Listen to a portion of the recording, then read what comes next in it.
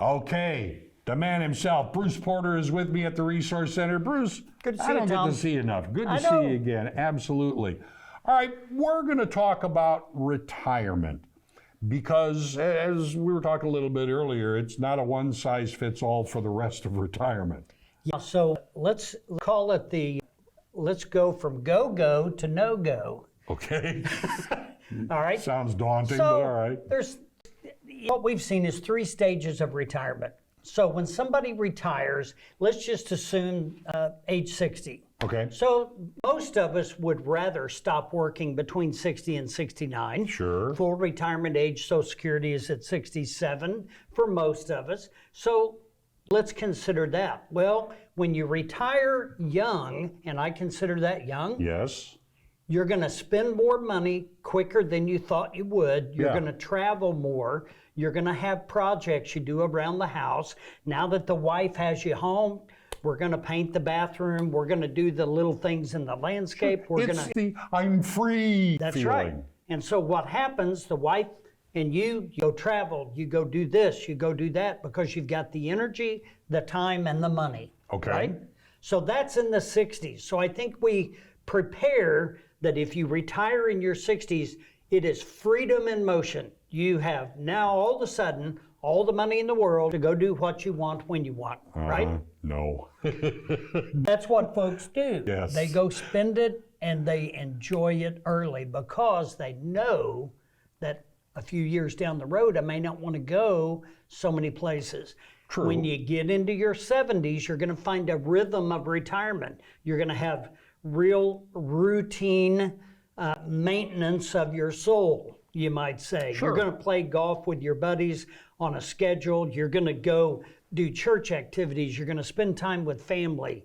You may go travel, but you're probably not going to travel as much. Okay. And you're going to be more aware of spending habits in your 70s. So you may want to travel, but you're going to be on a budget. Where in your 60s, you just go free for all, right? So now you're more mindful. Now we're approaching our 80s. So we found our rhythm in our 70s. Now when we get to our 80s, it becomes you become very mindful of your spending, because now we're looking at maintaining stability, maintaining and preserving our independence. We're trying to stay out of care. Maintaining our health.